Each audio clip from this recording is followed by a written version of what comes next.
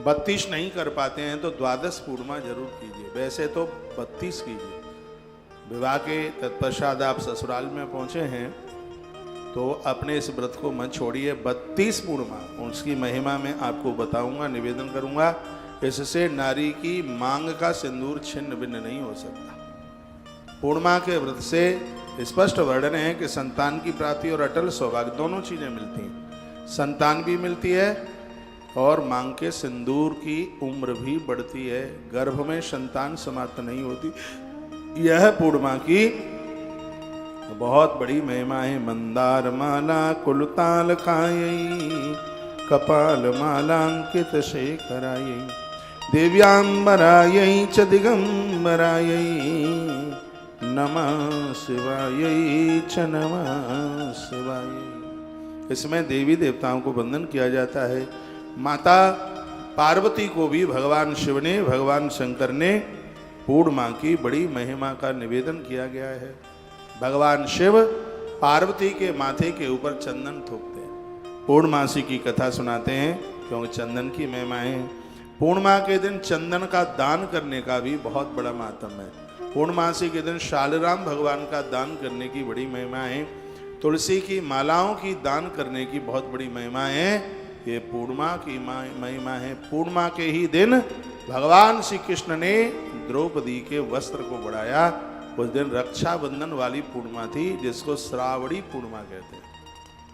पूर्णिमा का ही वह दिन था भगवान श्री कृष्ण द्रौपदी का चीर बढ़ाते हैं। तो पूर्णिमा के दिन वस्त्र दान की भी बड़ी महिमा। कोई भी आप दान करते हैं पूर्णमासी के दिन, पूर्णिमा के दिन गुरु दीक्षा की बड़ी महिमा है। मंत्र सुनने की बड़ी महिमा है। बच्चों का स्कूल में प्रवेश कराने का बहुत बड़ा मुहूर्त है, बहुत बड़ी महिमा है। पूर्णिमा के दिन सत्यनारायण भगवान की कथा सुनने की बड़ी महिमा है। पूर्णमासी के दिन केले के दान की बहुत बड़ी महिमा है। पूर्णमासी के दिन भूमि दान की बहुत बड़ी महिमा है। पूर्णिमा के दिन बच्चों के जन्म की बड़ी महिमा है। पूर्णमासी के दिन किसी के मृत्यु की भी बड़ी महिमा है। पूर्णमासी के दिन मंदिर में प्राण प्रतिष्ठा कराने की बड़ी महिमा है। पूर्णिमा के दिन मंदिर में घंटा दान कराने की बहुत बड़ी महिमा है। ये पूर्णिमा जिंदगी में सब कुछ पूर्ण कर देती है। पूर्णिमा के दिन रास पंचाध्यायी की कथा सुनने की बहुत बड़ी महिमा है। पूर्णमासी के दिन मोती पहनने की बहुत बड़ी महिमा है। पूर्णिमा का दिन, पूर्णमासी के दिन नदियों के पूजन की बहुत बड़ी महिमा है। पूर्णिमा के दिन नदियों को, सरताओं को चुनरी उड़ाने की बहुत बड़ी महिमा है।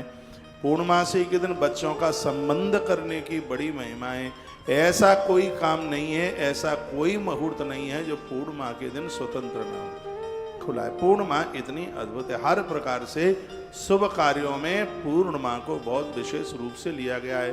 पूर्णिमा के दिन राजा दुश्मन को जीतने के लिए अपनी फौज को विदा करता है। दुश्मन को जीतने के लिए पूर्णमासी का एक अद्भुत यह दिव्य यह दिन है, पूर्णिमा का दिन है। इसको बहुत अपने आप में विशेष माना गया है। तो आइए मैं पूर्णिमा की कथा आपको सुना रहा हूँ, जो भगवान श्री कृष्ण ने माता यशोदा को जो कथा सुनाई थी वही निवेदन हम आपको कर रहे हैं। गंगायाम यद लव्य कोटि सूर्य ग्रहाधिकाम। आप 1 करोड़ बार सूर्य ग्रहण के समय पर सूर्य भगवान की पूजा करके जो आप दान देते हैं, आप कई हजारों बार गंगा नहाकर जो पुण्य प्राप्त करते हैं, वही पुण्य आपको पूर्णिमा का व्रत करने से प्राप्त हो जाता है।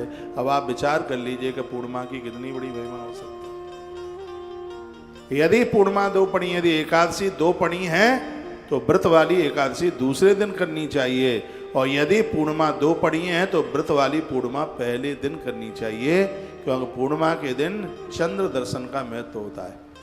हो सकता है दूसरे दिन पूर्णिमा पड़ी है, संध्या होते ही वो तिथि पूरी हो जाए, रात्रि में पूर्णिमा ना रहे, लेकिन पहले दिन पूर्णमासी आरंभ हुई है तो 100% रात्रि में उसमें चंद्र दर्शन जरूर होगा। इसलिए पहले तो ये बताइए, मेरी लैंग्वेज भाषा आपकी समझ में आ रही है?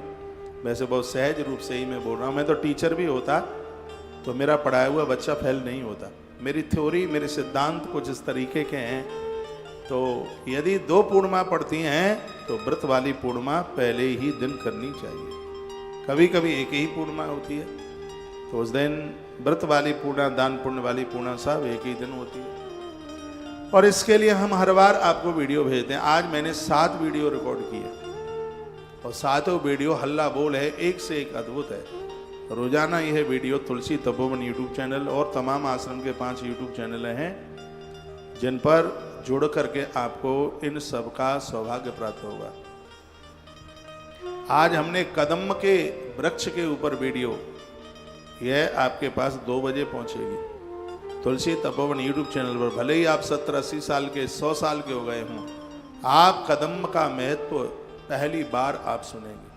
आप हैरान हो जाएंगे सुन के कि कदम के वृक्ष की इतनी बड़ी महिमा है। वो वीडियो आज हमने शास्त्रों में से, ग्रंथों में से खोज करके ये वीडियो आपके पास भेज दी। आइए, द्वापर युग की बात थी। एक बार मैया यशोदा ने भगवान कृष्ण को कहा, हे कृष्ण, कृष्ण कृष्ण महाभाग, हे पुत्र, सब लोग तुम्हें ईश्वर के नाम से जानते हैं, परमात्मा के नाम से जानते हैं। तुम संपूर्ण विश्व के उत्पादक हो। विश्वोत्पत्त्यादि हेतवे, भागवत में श्लोक आता है। मैया कहती है तुमसे ही विश्व का जन्म होता है, तुमसे ही पालन और तुमसे ही उद्धार होता है। मैया यशोदा अपने पुत्र कृष्ण को कहने लगी, मुझे कोई एक ऐसा व्रत बता दो जो सभी मनोरथों को पूरा कर देने वाला हो, जैसे एक ही व्रत के करने से संपूर्ण मनोरथ पूरे हो जाएं, ऐसा कोई व्रत आप हमें बता दीजिए। यशोदा मैया ने अपने पुत्र कृष्ण को ये बात कही। तब भगवान श्री कृष्ण कहते हैं कि हे माता, हे मैया, तुम ज्योति सर्वदेवानां तेजसां तेज उत्तम। जिस परमात्मा में संपूर्ण तेज छिपे हुए हैं, सब ज्योति उसके अंदर समाहित है, इस धरती को हे मैया वही ईश्वर चला रहा है, वही परमात्मा चला रहा है। और वो कौन है? जो संसार के कड़ कड़ में जिसकी व्यापकता है, इसलिए उसका नाम नारायण है। भगवान कहते हैं उसका नाम हे माता नारायण है, और उसी नारायण से संबंधित एक व्रत है। उस व्रत की महिमा हे माँ मैं तुमसे कहने के लिए जा रहा हूँ। सौभाग्य की प्राप्ति के लिए मैं तुम्हें एक व्रत बताने के लिए जा रहा हूँ। हे मैया, उस व्रत का नाम है पूर्णिमा व्रत। तिथियों में इसको गिनती में 15 में लिया जाता है, अमावस्या को 30 में लिया जाता है। जैसे पड़वा को 1 में लिया जाता है, पंचमी को 5 में लिया जाता है, एकादशी को 11 में लिया जाता है, अमावस्या को 30 में लिया जाता है और पूर्णिमा को 15 में लिया जाता है। तिथियों में पूर्णिमा की गिनती 15 में आती है। तो भगवान कहते हैं कि इस 32 पूर्णिमाओं का व्रत कर लेना चाहिए। इसके करने से संपत्ति एवं सौभाग्य की प्राप्ति हो जाती है, वृद्धि हो जाती है। जिस नारी ने 32 पूर्णिमा कर ली हैं, भगवान कृष्ण की दृष्टि में वो नारी बहुत दिव्य है, बहुत विशेष है। भगवान कहते हैं इससे सौभाग्य की वृद्धि होती है। मस्तिष्क का सिंदूर शाश्वत होता है, पति की लंबी उम्र होती है। यशोदा जी ने पूछा मैया ने कि इस व्रत को मृत्यु लोक में किसने किया था, ये बताओ। जिस व्रत की तुम चर्चा कर रहे हो, इस मृत्यु लोक में यह व्रत है, वो किसने किया था, ये आप बता दें तो आपकी बहुत बड़ी कृपा होगी। हम बड़ी श्रद्धा के साथ आपको पूछ रहे हैं। सर्वसिद्धि प्रदे देवी मंगलम कुरु मे सदा। हे माता, जिस व्रत के लिए मैं तुम्हें बोलने के लिए जा रहा हूं, यह व्रत अमंगलों का नाश करता है और जीवन को यह मंगल कारक बना देता है। इसको आप सुन लीजिएगा। नदियों के किनारे इस कथा को सुनने से इसका महत्व तो बढ़ जाता है। कौन कौन सी नदियां हो, कौन कौन सी नदियों के किनारे? कृष्णा नदी हो, नर्मदा नदी हो, यमुना नदी हो। यमुना के किनारे पर इसकी बहुत बड़ी महिमा है। सप्त नदियों में से कोई भी नदियां हो, कृष्णा च तुंगभद्रा च सर्वास्नार्थ आगता। सभी नदियों में देवता स्नान करने के लिए आते हैं। नदियां बहुत महत्वपूर्ण हैं, इसलिए नदी के किनारे पर कोई भी आप अनुष्ठान करते हैं, नदी के किनारे पर कोई भी आप व्रत करते हैं, कोई भी आप कथा सुनते हैं, संपूर्ण रूप से वो फलदायी हो जाती है। कोई भी नदी है तो नदी के किनारे पर हे मैया बहुत बड़ी महिमा है, इसकी बहुत बड़ी महिमा है। और आनंद की बात यह है कि जो भी तुम मांगोगे भगवान से इस व्रत को करने से वही मिल जाएगा। लोकानाम तुष्ट करती च मुक्तदा च सदा। यदि किसी को मुक्ति चाहिए तो उसे मुक्ति भी मिल जाएगी। वांछितम देहि मे नित्यम दुर्तम च विनाशय।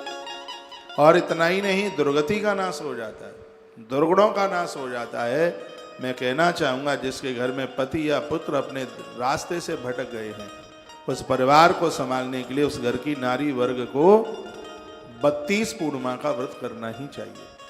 भगवान श्री कृष्ण की बड़ी अद्भुत वाणी है। ये वो कृष्ण कथा सुना रहे हैं मैया को जिस कृष्ण ने गीता अर्जुन को सुनाई। जिसकी गीता इतनी अद्भुत है तो उसके द्वारा बताई गई पूर्णिमा की कथा कितनी अद्भुत होगी। और इतना ही नहीं, भगवान श्री कृष्ण ने धर्मराज युधिष्ठिर को 26 एकादशियों की कथा और सुनाई। ये भगवान गोविंद की वाणी है, भगवान श्री कृष्ण की जो अद्भुत वाणी है, और उसी को मैं आपके बीच में परोस रहा हूँ। और मुझे विश्वास है इस कथा को सुन करके आप बहुत आनंदित मग्न होंगे। एक बार जयकारा लगाइए, बोल भक्त वत्सल भगवान की जय हो। श्री हनुमंत बलवंत महाराज की जय हो। आँख के आनंद की जय हो। भगवान कृष्ण ने कहा कि मैया, धरती पर एक कातिका नाम की नगरी में एक राजा था जिसका नाम था चंद्रहास नाम का राजा था, राज्य करता था। उसके राज्य में सभी प्रजा बहुत ज्यादा प्रसन्न थी। राजा वही है जो राजा अपनी प्रजा को अपनी पुत्र, अपनी संतान की तरह समझे। नहीं तो प्रभु राम कहते हैं, लक्ष्मण, जो प्रजा को दुखित रखता है ऐसा राजा अवश्यमेव नरक का अधिकारी होता है। जो राजा अपनी प्रजा को पुत्रवत नहीं समझ पाता, लक्ष्मण को राम कहते हैं, वो राजा अवश्य में वो नरक का अधिकारी होता है। तो भगवान श्री कृष्ण कहते हैं कि वो राजा सभी प्रजा को अपनी संतानवत रखता था। उसी नगर में एक धनेश्वर नाम का ब्राह्मण रहता था, बड़ा भगवान का परम भक्त था। इस ब्राह्मण का नाम था धनेश्वर। उसकी पत्नी बहुत सुंदर थी, रूपवती थी, बहुत ही सुशीला थी। उस ब्राह्मण को कोई संतान न रहने की वजह से वह ब्राह्मण बहुत ज़्यादा दुखी रहता था, बहुत परेशान रहता था कि मेरे कोई संतान नहीं है, बस इसी में बहुत ज़्यादा परेशान होता था। एक बार उस नगर में एक तपस्वी महात्मा आ गए, और जहाँ साधु आएगा वहाँ अद्भुत होगा, विशेष होगा। जिसके घर में आवे, मोहल्ले में आवे, परिवार में आवे, संत का आगमन हमेशा शुभ ही शुभ होता है। ये धरती पर ऐसे बहुत परिवार हुए हैं जिनको औलाद नहीं थी, संतों के आगमन से उनके घर में संतानें हुई। इसलिए कहा गया है, संत दरस जेमी पातक डरे। महापुरुषों के दर्शन मात्र से पाप जल जाता है। होना चाहिए संत, जिसके संस्कारों का कभी अंत नहीं होता उसी को संत कहते हैं। जिसकी साधना में अनंतता है, अनंत दृष्टि है जिनकी, वही तो संत।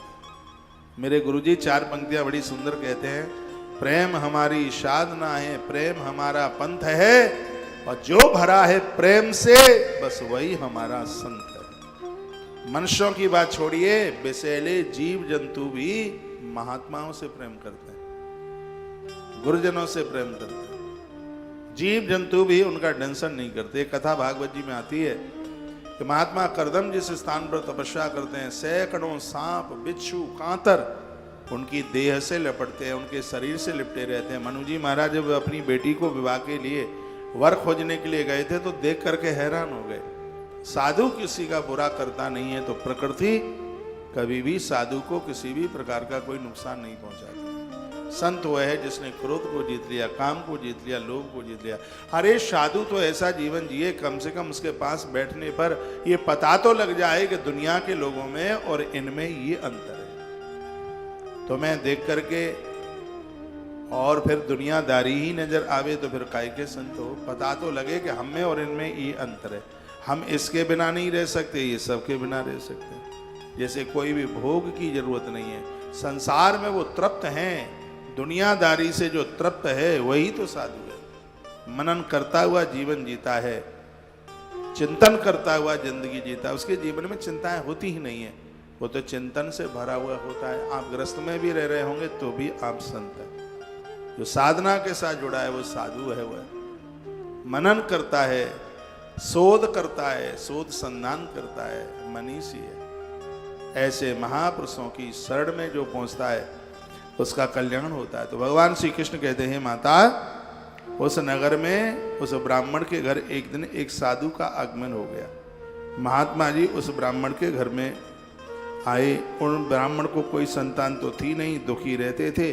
तपस्वी महात्माओं का आना हुआ। वहाँ उस ब्राह्मण के घर के अतिरिक्त सभी घरों से भिक्षा लेकर वो निवास करने लगा। वो सभी घरों में से भिक्षा लेता था, लेकिन इस ब्राह्मण के घर से उस साधु ने कभी भिक्षा नहीं ली, इस घर का पानी भी नहीं पिया। कारण क्या था ये तो अभी आप कथा में आप सुनेंगे, लेकिन इस घर की वो भिक्षा लेने को बिल्कुल तैयार नहीं था। इन सब बातों की जानकारी धनेश्वर नाम के ब्राह्मण को मिली। कहा कि सबके यहाँ से भिक्षा लेता है, लेकिन मेरे घर की भिक्षा नहीं लेता। अपना अपमान समझकर वह उस तपस्वी के पास गया, चरणों में वंदन प्रणाम किया और कहने लगा, हे गुरुदेव, हे महात्मन, मैं आपकी शरण में आया हूँ और मैं दुखित हूँ। आप सभी के घरों से भिक्षा लेते हैं, किंतु आप मेरे घर से भिक्षा क्यों नहीं लेते? इसका कारण हमें बता दीजिए, इसका कारण हम आपसे पूछना चाहते हैं। तब उस योगी ने तब उस महात्मा ने बड़ा अच्छा सा जवाब दिया और कहा कि हम तुम्हारे घर से भिक्षा लेते नहीं हैं। अरे कोई कारण तो होगा, क्यों नहीं लेते हैं? तो उन्होंने कह दिया कि तुम्हारे पास में कोई संतान नहीं है, तुम निसंतान वाले हो, तुम संतानहीन हो, इसलिए मैं आपके घर से, तुम्हारे घर से मैं भिक्षा लेता नहीं। योगी की बात से धनेश्वर अत्यंत दुखी हो गए। लेकिन इस कथा को सुनकर किसी को ये न लगे कि जिसके घर में संतान नहीं है तो उसका अन्न अपवित्र हो गया है, ऐसा नहीं है। पूरी कथा को सुनिए, तब इसका अर्थ समझ में आ पाएगा। वह धनेश्वर नाम का ब्राह्मण उस महात्मा के चरणों में गिर पड़ा और कहा, हे महाराज, आप सर्वज्ञ हैं, आप कृपा कर देंगे तो भगवान भले ही मुझे पुत्र न दे पावे, लेकिन आपकी कृपा हो जाए तो मुझे पुत्र की बिल्कुल प्राप्ति हो जाएगी। बिल्कुल ऐसा ही है। जिस काम को नहीं कर पाता परमात्मा, उसे जो कर देता है वही तो है महात्मा। एक बार पति और पत्नी बाबा तुलसी के पास आए।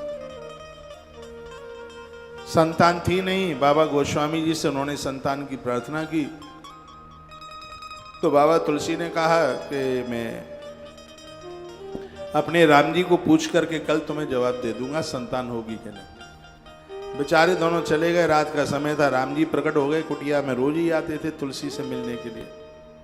गोस्वामी जी ने प्रणाम किया। भगवान ने कहा, बाबा कैसे हैं? बाबा तुलसी ने कहा, हम तो ठीक हैं, लेकिन एक दाम्पत्य पति पत्नी बेचारे बड़े परेशान हैं, उनको संतान नहीं, आप कृपा कर दो, न औलाद हो जाए।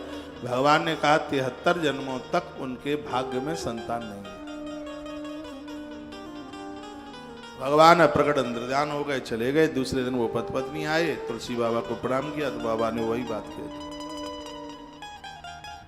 चले गए बेचारे रोते हुए। एक दिन की बात ही, दरवाजे पर कोई एक फक्कड़ महात्मा आया और भिक्षाम देही, इस देवी ने लाके भिक्षा दी। आंख में आंसू आ गए।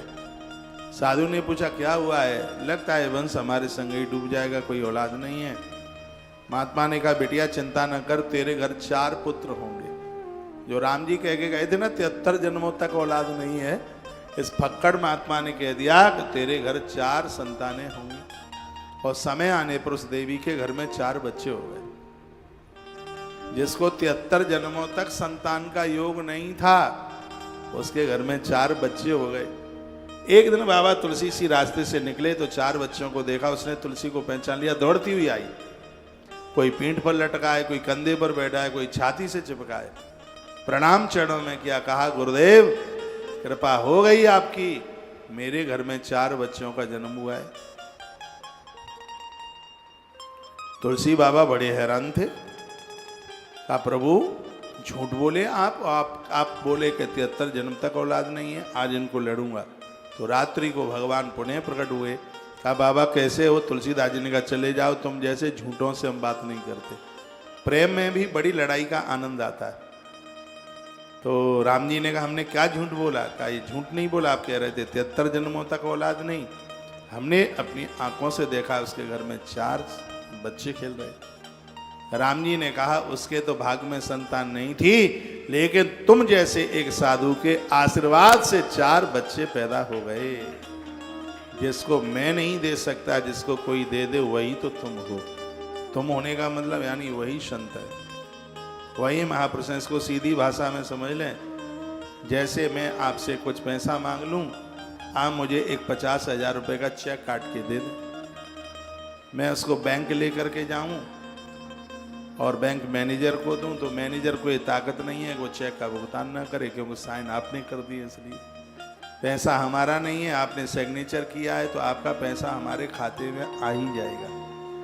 उसी प्रकार से इन महात्माओं के बैंक में इनकी तपस्या की इतनी पूंजी रखी है, जब ये अपने आशीर्वाद का चेक काट करके दे देते हैं तो उनके आशीर्वाद के प्रभाव के द्वारा काम हमारे बन जाते हैं। वो कहते हैं दुकान चल तो दुकान चलेगी, वो कहते हैं कि अच्छा हो तो अच्छा हो जाता है, वो कहते हैं संतान हो जाए संतान भी हो जाए, सब कुछ हो जाता है। ये तपस्वी की तपस्या का प्रभाव है। जिन लोगों के पास, जिन महापुरुषों के पास कुछ विशेष कलाएं लेके प्रकट होते हैं, उनके आशीर्वाद में ताकत है कि सब कुछ बदल जाता है। ये कलाएं क्या है? पावर।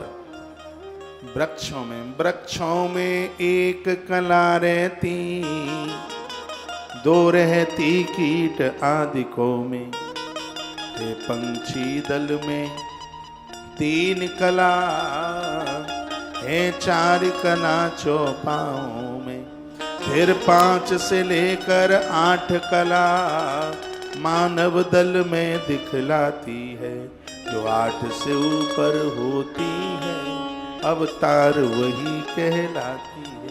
ऐसे महापुरुष जिनके पास कलाएं ज्यादा है, तो उनके मुख से निकला हुआ शब्द है वो वरदान बन जाता है। तप करने से पावर बढ़ जाता है, ऐसी इम्यूनिटी बढ़ती है कि वो जो कहते हैं उनकी बात सिद्धि हो जाती है, उनकी वाणी सिद्ध हो जाती है।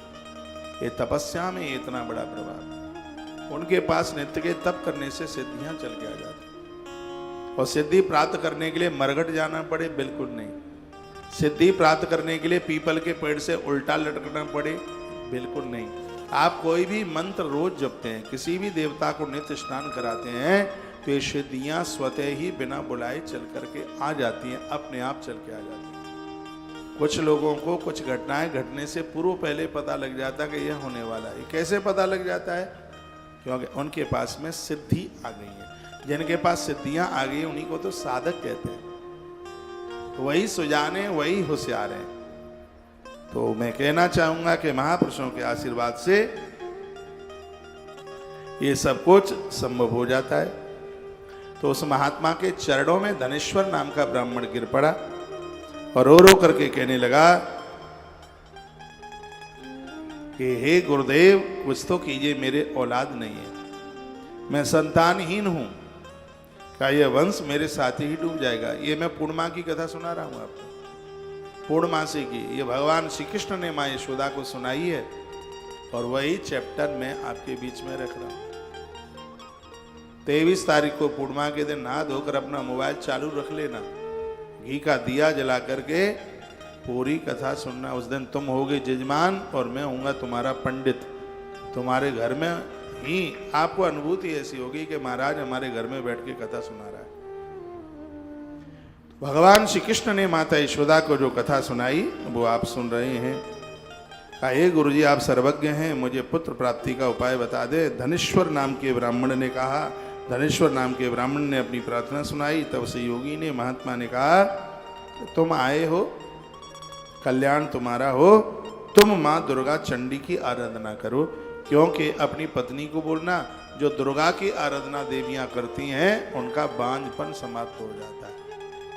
माँ दुर्गा की पूजा की इतनी बड़ी महिमा, इसलिए बेटियों को विवाह से पूर्व ज़्यादा से ज़्यादा दुर्गा पूजा की बात कही जाती है। छोड़िए अपनी तो बात, माँ दुर्गा भी, माता जानकी भी अपने विवाह से पूर्व माँ दुर्गा की पूजा करती है। जय जय गिरिवर राज किशोरी, जय महेश मुख चंद्र चकोर।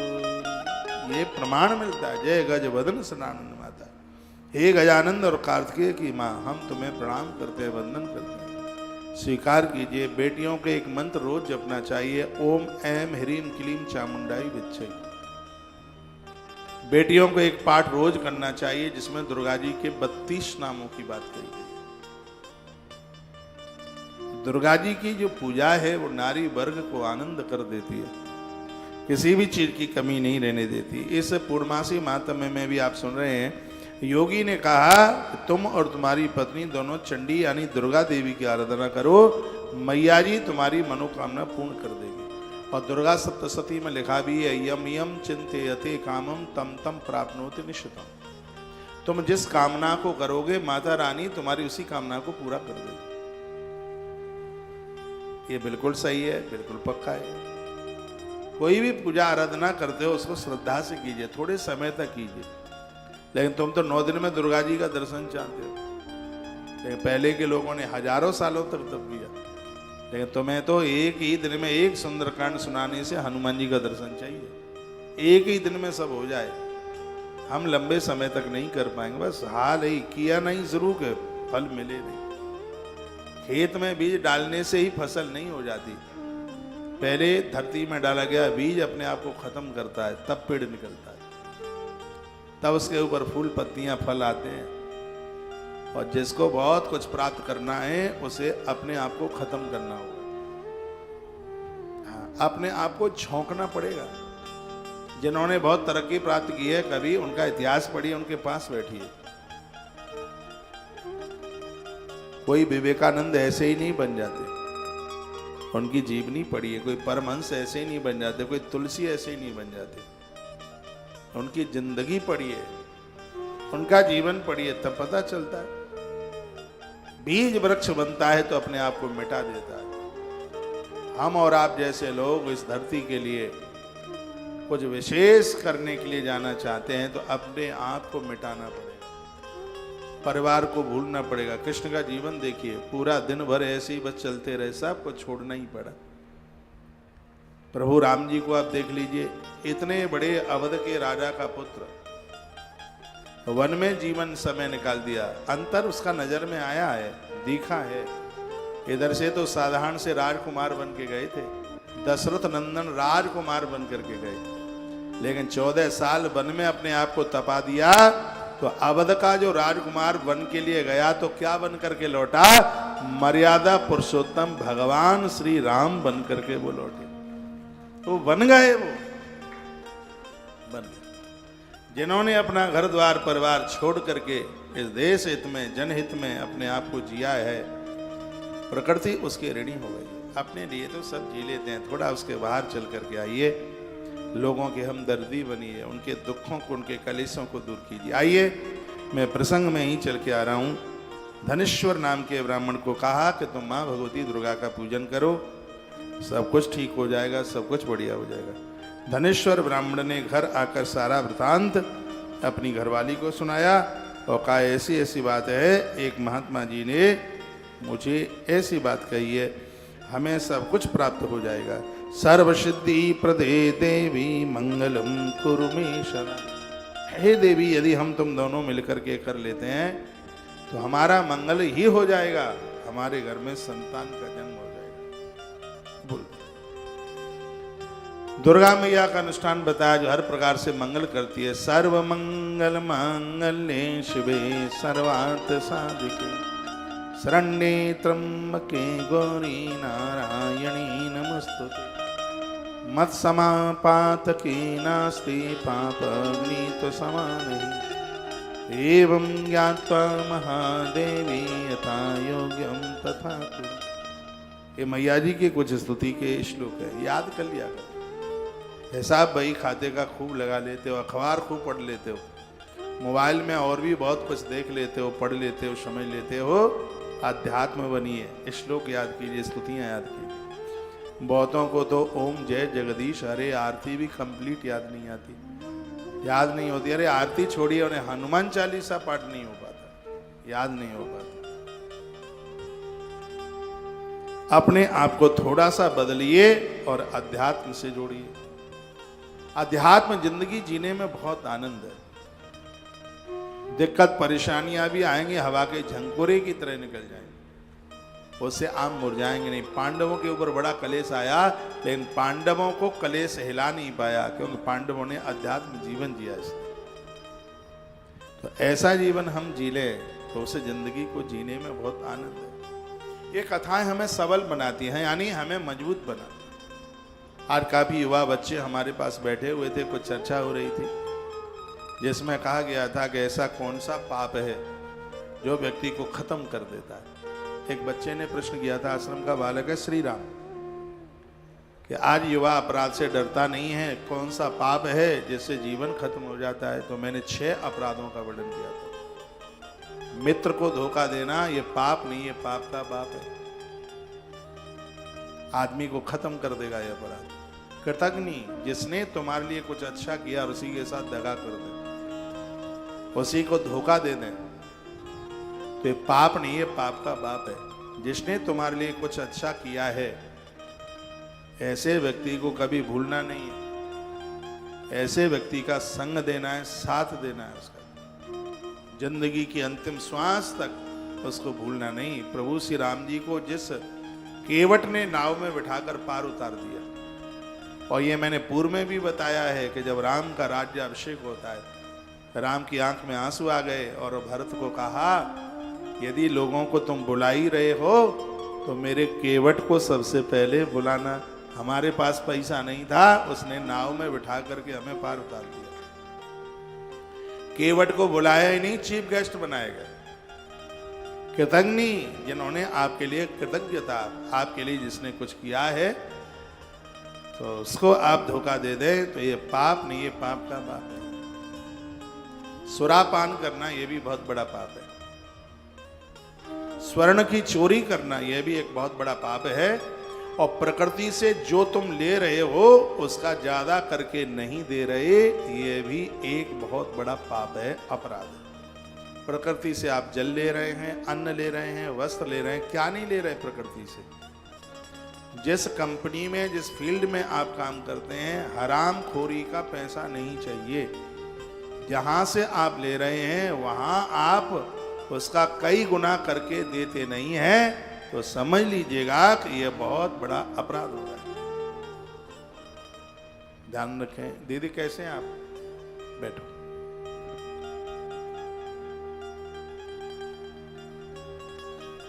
बोलिए बांके बिहारी लाल की, श्री हनुमान जी महाराज की जय। जय श्री राधे। ऐसा धरती का कोई व्यक्ति नहीं है जिसके लिए किसी ने कुछ न कुछ ना किया हो। कोई नहीं है ऐसा, किसी ने। आज हम यहाँ बैठे हैं, हमें यहाँ पहुँचाने में बहुत लोग मददगार हुए। आप जहाँ पर खड़े हैं, आपको वहाँ तक पहुँचाने में बहुत लोगों ने आपकी मदद की है। वो आपका भाई भी हो सकता है, आपका चाचा भी हो सकता है, आपका बड़ा पापा भी हो सकता है, आपके सास ससुर भी हो सकते हैं, आपके मम्मी पापा भी हो सकते हैं, आपके मित्र बांधव भी हो सकते हैं। आप जहाँ तक पहुँचे हैं, यहाँ तक आपको पहुँचाने में बहुतों ने मदद की है। और उनको तुम भूल जाए, उनको तुम धोखा दे दें, तो ये पाप नहीं, ये पाप का बाप है। इन अपराधों से भयभीत रहिए। मैं आपको पूर्णिमा की कथा की तरफ लेके आ रहा हूँ। इसमें पूर्णमासी की कथा में जो अद्भुत बातें वर्णित की गई है। धनेश्वर ने घर आकर पूरी बात अपनी पत्नी को बताई। कुछ ऐसी बातें हैं जो घरवाली को जरूर बताइए। आप तीर्थ यात्रा जाते हैं, दान पुण्य आपने किया, पूजा पाठ आपने किया है, किसी का आपने सेवा किया, मदद की, या शरीर में कोई रोग बढ़ गया है, ये घरवाली को जरूर बताइए। ये पत्नी को जरूर बताइए। दुश्मन बढ़े हैं, पत्नी को बताइए। बीमारी बढ़ गई है, पत्नी को बताइए। और घाटा बढ़ गया है तो भी पत्नी को बताइए। किसी का ऋण है और आपसे ऋण मुक्ति हो नहीं पा रही है, ये घरवाली को जरूर बताइए। वह उसका समाधान ही नहीं करेगी, आपकी बॉडी में, शरीर में संचार भर देगी, आपको एक ताकत दे देगी। वो इतनी भली है, इतनी सीधी है, अपने पिता को बोलेगी, भाई को बोलेगी, कहीं न कहीं से वह आपकी मददगार बनेगी। इसलिए वो आपकी सहयोगिनी है। मुझसे सैकड़ों नाम नारी के आते हैं, उसमें एक नाम है सहयोगिनी, जो कि पति का, पुत्रों का हमेशा सहयोग करती है। सहयोगिनी पत्नी की संचरी है, सहचरी है वह अपने पति की। तो उसको आप यह बताइए। राजा हरिश्चंद्र एक संकल्प करके आ गए, उसमें सब राजपाट सब चला गया।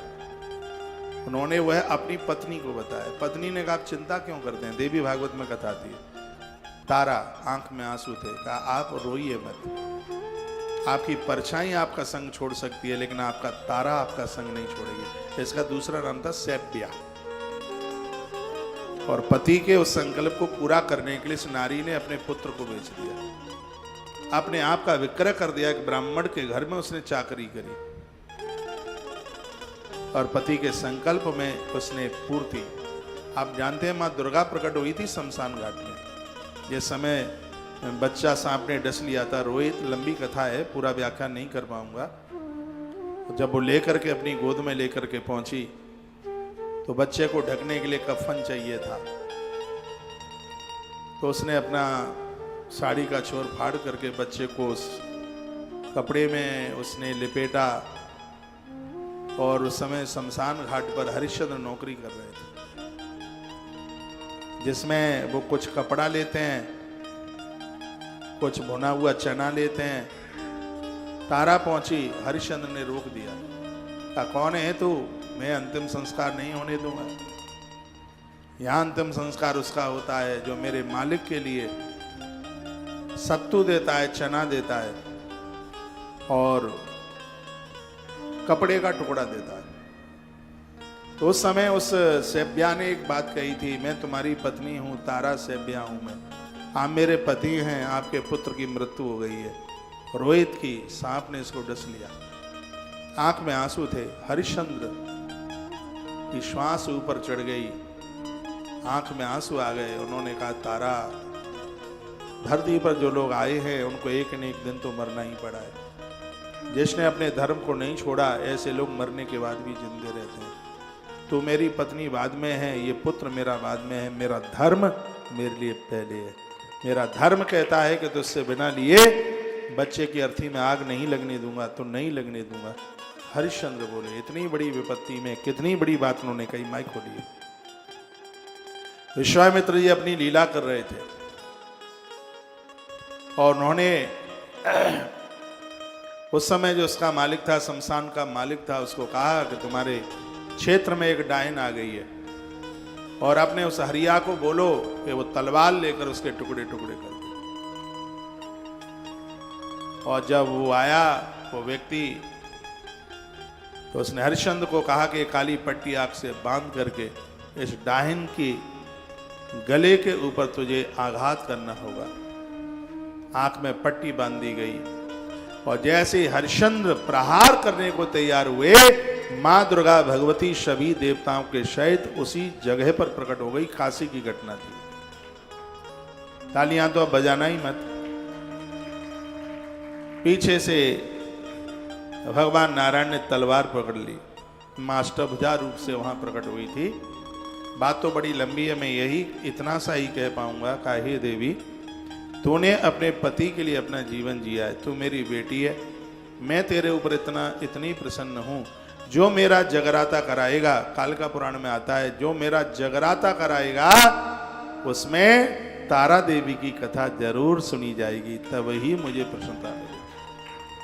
एक नारी अपने पति का संग देती है, उस नारी के लिए इससे बड़ा और कौन सा धर्म हो सकता है। 100 बार लड़ाई हो जावे, बोलचाल बंद मत कीजिए। मैंने बहुत बार बोला है, जो आपको पति से मिलेगा वो आपको कहीं से नहीं मिलेगा। टीवी पर ये भंडारे की तस्वीरें आप देख रहे हैं, द्वादशी भंडारा टेलीविजन पर आज की अभी की इसी समय की ये तस्वीरें हैं। और आज की कथा को हमने द्वादशी भंडारे के साथ ही उसको आरंभ किया है। आज की पूरी कथा सुनने के लायक जो लोग पीछे से भी जुड़े हैं चैनल से, कथा के बाद में भी एक बार इस पूरी कथा को आप सुन लीजिएगा।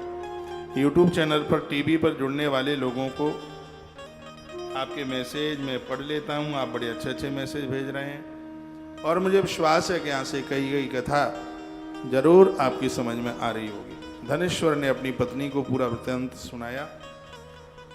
स्वयं तप के लिए वन के लिए चले गए। वन में उपवास पूर्वक उन्होंने माँ दुर्गा की आराधना की। बियाबान जंगल में माँ भगवती का मंदिर था। 15 दिन पूरे हो गए थे 15 दिन पूरे हुए, 16वें दिन मां भगवती ने शुपन दे दिया, धनेश्वर तुम्हें पुत्र होगा, परंतु 16 वर्ष की आयु में ही उसकी मृत्यु हो जाएगी। ऐसा माने का यदि तुम पत्नी के सहित 32 पूर्णिमाओं का व्रत करोगे तो तुम्हारा बच्चा दीर्घायु वाला हो जाएगा। ये शब्द स्वयं माँ दुर्गा के। माँ दुर्गा ने कहा कि बेटा तो होगा, लेकिन बेटे की उम्र अल्प होगी, बहुत कम होगी। यदि तुम और तुम्हारी पत्नी उस बच्चे की मृत्यु का समय आवे उससे पहले ही यदि 32 पूर्णिमा का व्रत कर लोगे तो तुम्हारा बच्चा दीर्घायु हो जाएगा, लंबी उम्र वाला हो जाएगा।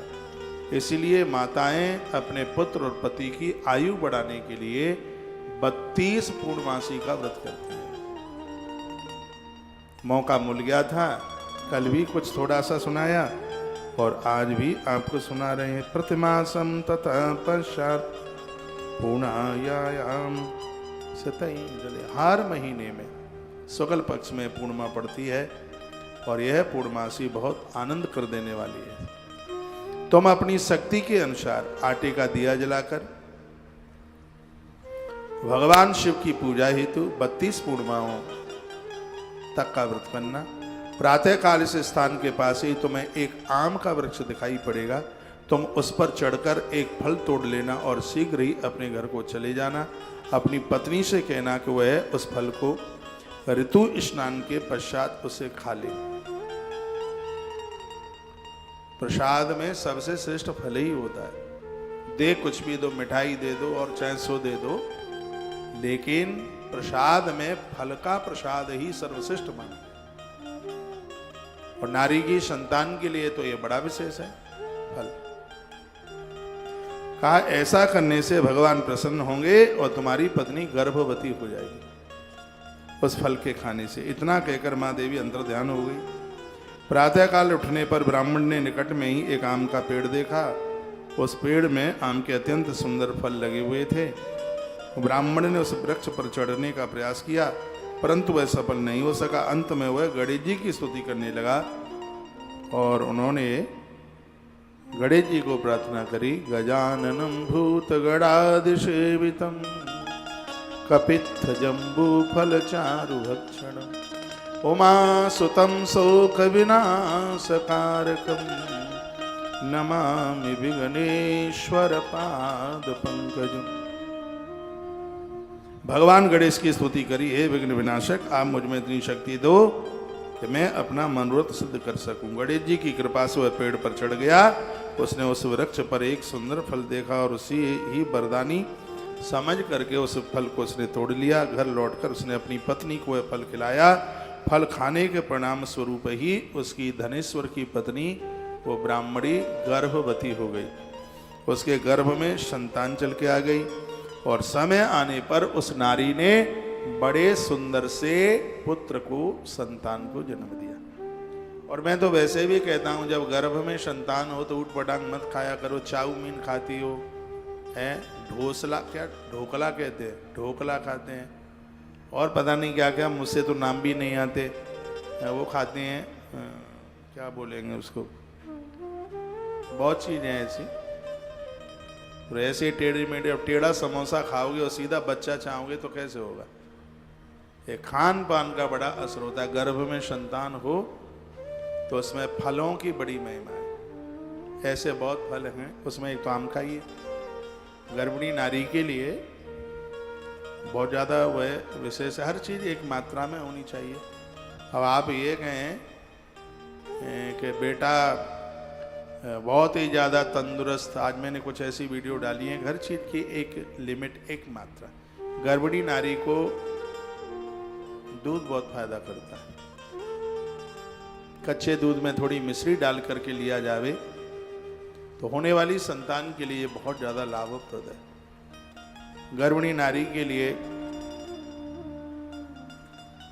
दूध में मुलेठी का तेल 250 ग्राम दूध में 2 से 4 बूंदें मुलेठी के तेल की डालकर वो नारी ले लेती है। इससे बच्चा जकड़ नहीं सकता। कभी कभी ऐसा होता है कि बच्चे का वजन इतना कम होता है कि जन्म के बाद ही उसको आईसीयू में रखा जाता है। मैंने पहली बार ये वीडियो रिकॉर्ड कराई है और 4 बजे ये वीडियो तुलसी मंजरी यूट्यूब चैनल पर ओपन होगी। पहली बार ये वीडियो मैंने डाली है कि मैं ग्रंथ पढ़कर ये सब शोध कर रहा हूँ और निकाल करके ये बातें लोगों के पास तक पहुँचा रहा हूँ। कम वजन का बच्चा, उसको बचाना बड़ा मुश्किल हो जाता है। नारी के गर्भ में यदि बच्चा कहीं उल्टा पुल्टा भी हो गया है तो दूध के साथ में मुलेठी के तेल की कुछ बूंदें डालकर फेंट कर नारी को वो दूध पिलाया जावे। इससे बच्चा कम वजन का नहीं, जितना वजन होना चाहिए स्वस्थ और तंदुरुस्त बच्चा पैदा होता है। ये वीडियो मैंने बड़े प्रमाण के साथ में आज रिकॉर्ड कराई है। आज मैंने सुबह 7 वीडियो रिकॉर्ड कराई है, उसमें एक वीडियो ये भी है जो आपके बहुत काम में आई। चंदन का पानी 24 क्या बोलते हैं उसको, सोना 24 क्या बोलते हैं उसको, हाँ कैरेट बोलते हैं ना, 24 कैरेट का सोना, उसकी कोई अंगूठी हो या कुछ और, उसको पानी में डला रहने दो। 4 महीने से लेकर के बच्चे का जन्म होता है तब तक उस सोने का पानी वो नारी पिए, बच्चा स्वस्थ होगा, गोरा होगा, किसी भी प्रकार की बीमारी नहीं होगी, तो बहुत अच्छा होगा। ये सब हमारे आयुर्वेद में सब बातें भरी पड़ी हैं, लेकिन मानेंगे थोड़े ही। वो तो चाउमीन खाएंगे, चाउमीन खाएंगे, वो तो चाउमीन खा करके बच्चे पैदा तो चाउमीन ही जैसे चाइनीज वाले होंगे। फिर तो मैं कोई व्यंग नहीं कस रहा हूँ। ये देश को पुणे छत्रपति शिवाजी की आवश्यकता है, महाराणा प्रताप की आवश्यकता फिर है, महात्मा चाणक्य की जरूरत है। ये देश को, इस धरती को एक बार फिर आवश्यकता है व्यास की, मीराबाई की भी जरूरत है, तो दुर्गावती और लक्ष्मीबाई की भी आवश्यकता। ये देश को, इस देश को गीदड़ नहीं, इस देश को सिंह चाहिए, शेर चाहिए। और याद रखना, उसके लिए अच्छी माँ का होना बहुत ज़्यादा जरूरी है। केसर हर जगह नहीं उगता, केसर के लिए कश्मीर चाहिए और अच्छी औलाद के लिए संस्कारी माँ चाहिए। नारी चाहेगी तभी सपूत जन्म ले पाएंगे, नहीं तो सा के ऊपर का लगेगा। फिर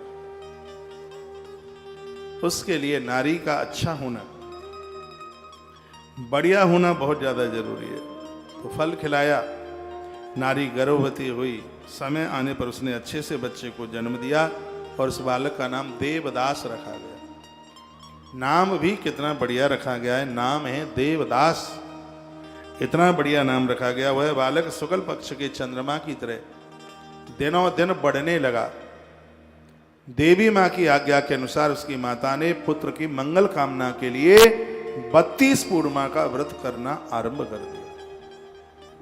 क्योंकि माँ ने कहा था ना कि बच्चे की अल्पायु है, उसका जीवन कम है, इसलिए 16 वर्ष आवे उससे पहले इसकी माँ 32 पूर्णिमा कर ले। तो उसके पति ने वो उसको बताया था, तो उसने वह व्रत आरंभ कर दिया। बहुत प्यारी कथा है, आनंद देने वाली कथा है। एक बार जयकारा लगाइयो बोल बांके बिहारी लाल की। बालक का जब 16वां वर्ष शुरू हुआ तो माता पिता चिंतित होने लगे, यदि इसकी मृत्यु हो गई तो उस शोक को हम कैसे सहन करेंगे, हम भी उसके संग ही मर जाएंगे। जीवन का बड़ा दुख है कि माता पिता के सामने बच्चा खत्म होता है, ये बहुत बड़ा दुख है। दुख भी है, कोई अपराध भी है, उसकी वजह से ऐसा होता है। उन्होंने देवदास के मामा को बुलाकर कहा कि हम लोगों की इच्छा देवदास को काशी भेजकर 1 साल विद्या अध्ययनरत कराने की है। ये काशी में पहुंचे और वहां पढ़े, इसलिए तुम इसके साथ चले जाओ। तो देवदास के मामा को बुला लिया और 1 साल के बाद उसके साथ लौट आना। काशी यात्रा के लिए देवदास को एक घोड़े पर बिठाकर उसके मामा को साथ में करके विदा कर दिया। बालक के माता पिता ने अपने मन की आशंका को उसके मामा से गुप्त रूप से कह दिया और कहा कि इसको गुप्त रखना, बच्चे को पता न लग जाए। देवदास के जाने के बाद उसकी माता ने 32 पूर्णिमाओं के व्रत को पूरा किया। उधर एक दिन देवदास अपने मामा के साथ रात्रि बिताने के लिए किसी ग्राम में ठहरे, किसी धर्मशाला में रुके हुए थे। बताते हैं उसी रात्रि उस गांव में एक ब्राह्मण कन्या का विवाह होने वाला था। भगवान श्री कृष्ण यशोदा माँ को कथा सुना रहे, कहते हैं माँ मैया, एक ब्राह्मण कन्या का विवाह उसी नगर में होने वाला था जिस नगर में देवदास और उसके मामा ये दोनों रुके हुए थे।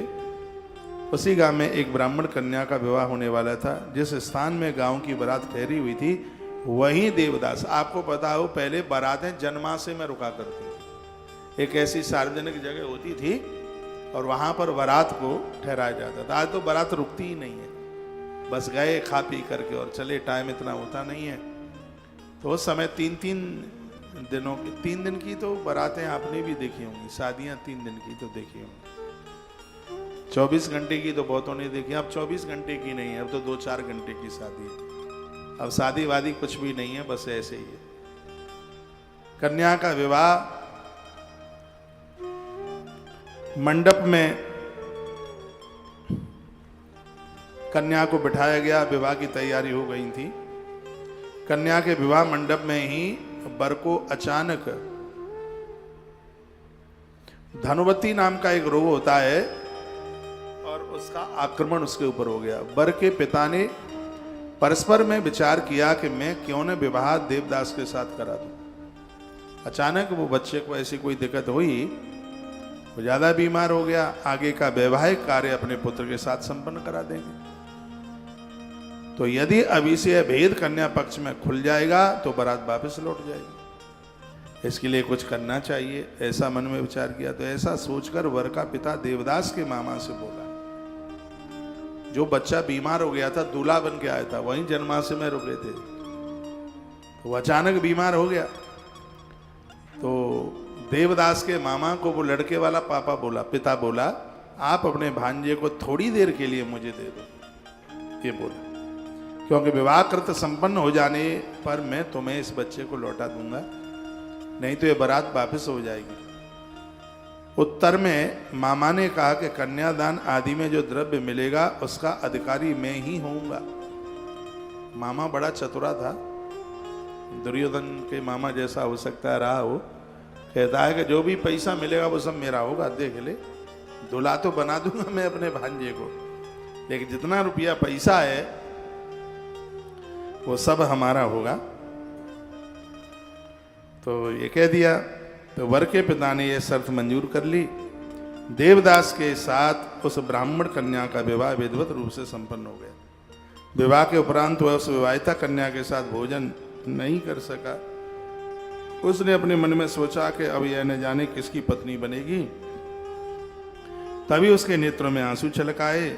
वधू ने उसकी उदासी का कारण पूछा तो उसने सारी बातें बता दी। देवदास ने झूठ बोलता नहीं था।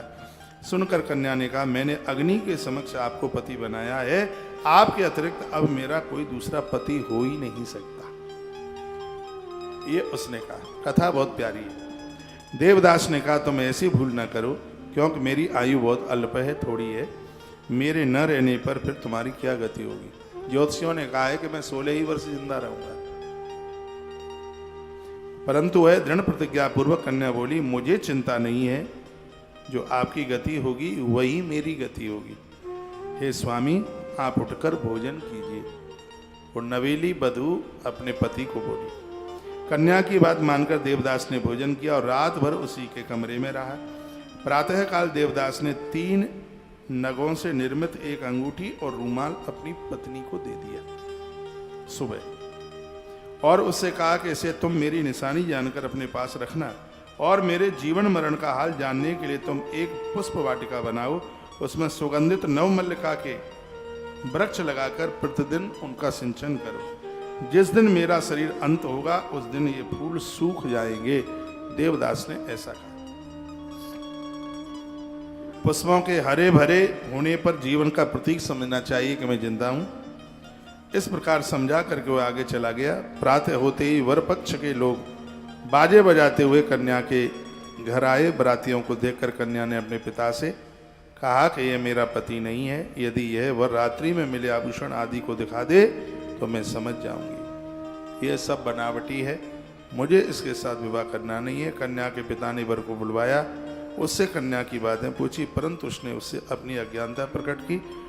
बारात लज्जित होकर के वापस चली गई। भगवान श्री कृष्ण कहते हैं, हे माता, कुछ समय के पश्चात काल द्वारा प्रेरित सर्प रात्रि में देवदास को डसने के लिए आ गया। तो 16वां वर्ष आ गया था ना, तो रात्रि में एक भयंकर एक काला सांप उस देवदास को डसने के लिए वहां आ गया, परंतु उसकी मां ने पहले से ही 32 पूर्णिमा का व्रत कर रखा था। ये पूर्णिमा की महिमा सुनिए, इसलिए वह सांप देवदास को डसने में असमर्थ रहा। तदनंतर स्वयं यमराज आकर उसके प्राणों को निकालने के लिए लगे। स्वयं यमराज आ गए और देवदास के प्राणों को खींचने लगे, जिसके फलस्वरूप देवदास मूर्छित होकर धरती पर गिर पड़ा। देवयोग से उसी समय वहां पार्वती जी के साथ भगवान महादेव प्रकट हो गए। बोलिए शंकर भगवान की। स्वयं भगवान महादेव वहीं आके प्रकट हो गए। देवदास को मूर्छित अवस्था में देखकर पार्वती ने भगवान शंकर को कहा, ये महाराज, इसकी माता ने 32 पूर्णिमा का व्रत किया है, मालूम है आपको? और 32 पूर्णिमा व्रत की महिमा आपने मुझे सुनाई है। आपने हमें कहा है कि जो माता अपने बच्चों के लिए 32 पूर्णिमा का व्रत करेगी, यमराज को छोड़िए, उस बच्चे के प्राण शंकर भी नहीं ले सकता। ये बात आपने कही थी हमसे। बात आ रही है समझ में? बहुत आनंद हो रहा है। अतएव अब आप इसे प्राण दान दे दीजिए। पार्वती जी के अनुरोध पर भगवान शंकर ने उसे प्राण दान दे दिया, जिससे वह बालक स्वस्थ हो गया और यमराज लज्जित होकर यमलोक के लिए वापस चले गए। 32 पूर्णिमा व्रत की महिमा थी कि यमराज भी प्राण नहीं ले पाए। इस कथा को हर पूर्णिमा को सुना करें आप। तुलसी तपोवन यूट्यूब चैनल पर, सत्संग टीवी पर सुरक्षित रहेगी ये पूर्णिमा व्रत की कथा।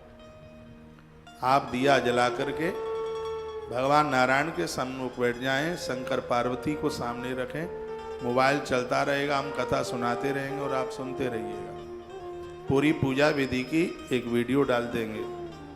उधर देवदास की पत्नी उसकी काल की प्रतीक्षा में, उसको लग रहा था कि मेरे पति पता नहीं चले तो नहीं गए।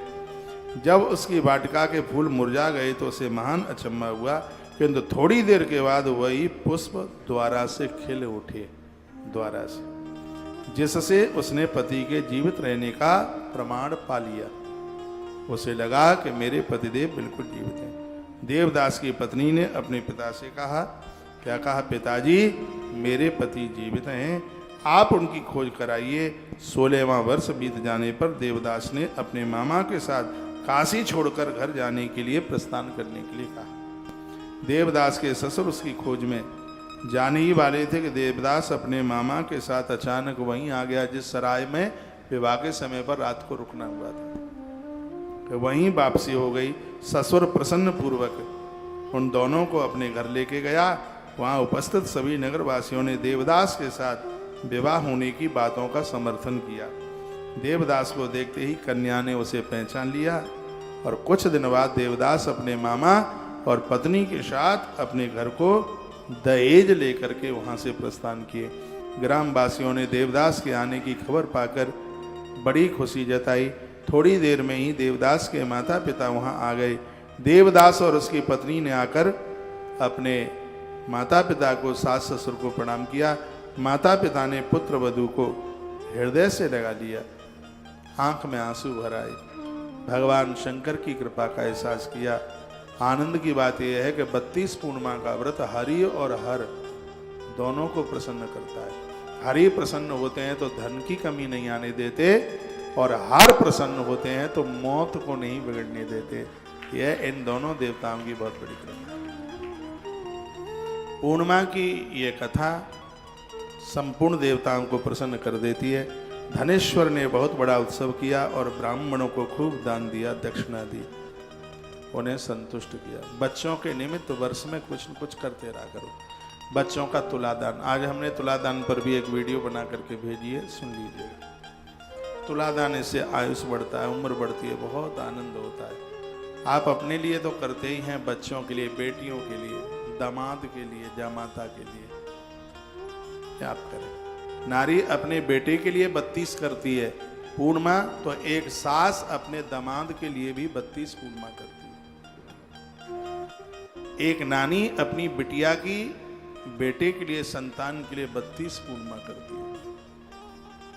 इस 32 पूर्णिमा की बहुत बड़ी महिमा है। आप 32 पूर्णिमा का व्रत जिसके लिए समर्पित कर दोगे वही सुरक्षित हो जाएगा। सुरक्षित। ये 32 पूर्णिमा एक कवच का काम करता है। संसार की जितनी भी नारियां हैं, देवियां हैं, उन्हें यह व्रत करना चाहिए। देवियां अपने पति के लिए भी 32 पूर्णिमा करती हैं। ये 32 पूर्णिमा काल को परास्त करता है। यम पीछे मुड़ करके नहीं देखता। इतना बड़ा प्रभाव इन 32 पूर्णमासी का है। वर्णन किया भगवान श्री कृष्ण कहते हैं कि इस प्रकार 32 पूर्णिमा व्रत के प्रभाव से धनेश्वर ब्राह्मण पुत्रवान हो गया। जो लोग इस व्रत को करेंगे उनका सभी मनोरथ पूरा हो जाएगा। कृष्ण कहते हैं मां, इसमें बिल्कुल किसी भी प्रकार का कोई संशय नहीं है। जो भी 32 पूर्णिमा को करेंगे उनके संपूर्ण प्रकार के उनके मनोरथ पूरे हो जाएंगे। बिना संगीत की कथा है, बोर तो नहीं हो रहे हैं। अब ऐसी कथाओं में कमर तो मटकेगी नहीं, कीर्तन तो होता नहीं है, कथा तो कथा है, कथा आप सुन रहे हैं। तो भगवान श्री कृष्ण कहते हैं मां 32 पूर्णिमा व्रत के प्रभाव से धनेश्वर ब्राह्मण पुत्रवान हो गया। जो लोग इस व्रत को करेंगे उनकी सभी मनोकामनाएं पूरी हो जाएंगी। जीवन में, जिंदगी में किसी भी चीज की कमी नहीं रहेगी। आप धार्मिक बनिए, पारमार्थिक बनिए। जो स्त्रियां, देवियां इस व्रत का अनुष्ठान करती हैं वे कभी वैधव्यता को प्राप्त नहीं होती। जो 32 पूर्णिमा करती हैं उनकी मांग का सिंदूर कभी उड़ता नहीं। उसके पति की लंबी आयु होती है। इस जन्म में उन स्त्रियों को पति सुख मिलता है, पुत्र पौत्रादिकों का सुख मिलता है। विशेष करके जिन माताओं को औलाद नहीं है, संतान नहीं है, भगवान श्री कृष्ण कहते हैं हे माँ, उन्हें 32 पूर्णिमा का व्रत जरूर करना चाहिए। इस व्रत के प्रभाव से उनका पुत्र दीर्घायु एवं सौभाग्यशाली होता है। और एक और आनंद की बात है कि जिन देवियों को संतान नहीं है, भले ही उम्र उनकी 70 साल की हो गई है, 60 साल की हो गई है, तो आप कहोगे तो क्या 70 साल में बेटा हो जाएगा? हाँ, बेटा तो नहीं होगा 60 साल में। जो 32 पूर्णिमा का व्रत करेंगे, भगवान कृष्ण कहते हैं किसी न किसी रूप से मैं उस नारी का पुत्र बन करके पहुंच जाऊंगा। उनका अंतिम संस्कार मैं अपने हाथों से करूंगा, भले ही किसी भी रूप में चल करके आऊं। उस नारी को जरूर 32 पूर्णिमा का व्रत करना चाहिए जिसे संतान नहीं है। भगवान कृष्ण माता यशोदा को वायदा करते हैं उस नारी का पुत्र बनकर मैं पहुंचूंगा। उसके मृत्यु के समय पर हर कर्म मेरे द्वारा होगा। ये भगवान श्री कृष्ण का कहना है। ये बड़ी अद्भुत बात है। इसलिए कहा कि जिन देवियों को संतान नहीं है उन्हें तो यह व्रत अवश्य में ही करना चाहिए। आज की बात कैसी रही बताइए? हर रोज एक नया सा सुनने को मिलता है जिससे जीवन का समाधान ही नहीं, जिंदगी जीने में आनंद हो रहा है। जीवन जीने में बहुत आनंदता की प्राप्ति हो रही है। फिर कहा है, बताया गया है, कहा गया कि इस व्रत के प्रभाव से उनका पुत्र दीर्घायु होता है। इस दिन ब्राह्मणों को वस्त्र आदि का दान दिया जाता है। सुख सौभाग्य की वृद्धि होती है। भगवान शंकर की कृपा और नारायण दोनों की कृपा होती है और सिद्धि मिलती है। अतएव यह व्रत प्रत्येक स्त्री पुरुषों के लिए करने का अधिकार है, उन्हें करना ही चाहिए। उसके बाद उद्यापन की भी विधि का वर्णन किया गया है। कहा गया है श्री कृष्ण ने यशोदा मैया को कहा, हे माता, यह व्रत मार्गशीर्ष की पूर्णिमा या बैसाखी पूर्णिमा, स्पष्ट लिखा है, या बैसाखी पूर्णिमा जो 23 तारीख को आ रही है, इस समय से 32 पूर्णिमा की गिनती करनी चाहिए। अब मार्गशीर्ष अगेन तो निकल गया, लेकिन ये बैसाखी पूर्णिमा आ रही है। भगवान कृष्ण का वाक्य है, जो इन दोनों पूर्णिमा में से किसी भी पूर्णिमा को, चाहे अगेन की पूर्णिमा और चाहे बैसाख की पूर्णिमा, भगवान कहते हैं इसी से इस व्रत को प्रारंभ करना चाहिए। और इसको समाप्त कब करें? 32 हो जाए, ज़्यादा भले ही हो जाए, कम न रहे। भाद्रपद या फूंस का महीना पड़े, या तो फूंस की पूर्णिमा पड़े और या फिर भादों की पूर्णिमा पड़े, तब इसको पूरा कर देना चाहिए। प्रत्येक पूर्णिमा को शिवजी, पार्वती, लक्ष्मी नारायण का पूजन, आटे के दिए जलाए जाएं। प्रत्येक महीने में क्रमानुसार दीपकों की संख्या बढ़ाते रहें। जब 32 पूर्णिमा पूरी हो जाए, पहली पूर्णिमा है तो 1 दिया जलाएं, दूसरी पूर्णिमा है तो उस दिन 2 दिए जलाएं, तीसरी पूर्णिमा पड़े तो 3, और 32वीं पूर्णिमा जिस समय पूर्णिमा पड़ेगी उस दिन 32 दिए जलाए जाएंगे। इसकी जो विधि है वो भी भगवान कृष्ण ही बता रहे हैं। जैसे जैसे पूर्णिमा बढ़ेगी वैसे वैसे दीपकों की भी संख्या बढ़ती जाएगी। आ रहा है समझ में? उद्यापन से एक दिन पूर्व था चतुर्दशी को निराहार रहते हैं, चतुर्दशी को भोजन नहीं करते। ठीक है। रात्रि में मंडप बनाकर उसके मध्य भाग में जल पूर्ण एक मिट्टी का कलश रखा जाता है, उसे बांस के पात्र से ढककर फिर कपड़े से ढका जाता है। यदि सामर्थ्य हो तो उससे पार्वती की सोने की भी प्रतिमा बनवा सकते हैं, नहीं है तो जो प्रतिमा आपकी पूजा में वो रख लीजिए। षोडशोपचार रीति से वेदवत पूजन करें। रात्रि में जागरण होता है, प्रातःकाल स्नान आदि से निवृत्त होकर अग्नि में तिल जौ चावल चीनी घृत आदि से हवन किया जाता है। पूर्णिमा वाले दिन, पूर्णिमा वाले दिन इसमें हवन किया जाता है और 14 को निराहार रहा जाता है, यानी अन्न नहीं लिया जाता। उसके आप दूध ले लीजिए, कोई फल ले लीजिए और जल, उसमें अन्न नहीं, कूटू फूटू ये सब कुछ नहीं चलता है। अग्नि में 108 आहुतियाँ डाली जाती हैं, अपने गुरु मंत्र के द्वारा डालिए, या फिर ओम श्राम श्रीम श्रोम सह सोमाय नमः। एक माला इसमें ओम नमः शिवाय भगवान महादेव की माला, और इसमें एक माला ओम विष्णवे नमः नारायण कवच का मंत्र है, एक माला इसकी जपी जाती है, आहुति डाली जाती है। तो 108 108 108 लगभग 300 साढ़े 300 आहुतियाँ डलती हैं। इसके अनंतर 10 दिक्पालों का भी पंचोपचार से पूजन होता है, वो ब्राह्मणों को पता होता है। इसलिए तो ब्राह्मण का होना कितना जरूरी है। उनको बुलाइए, उनको दक्षिणा वगैरह ये दीजिएगा। ये उद्यापन के समय की बात है। वैसे साधारण पूजा तो हर पूर्णिमा को की जाती है। जिस समय आप उद्यापन करते हैं उस दिन एक दिन पहले से उपवास किया जाता है, या हर पूर्णिमा को 14 से उपवास करें, वो नहीं है।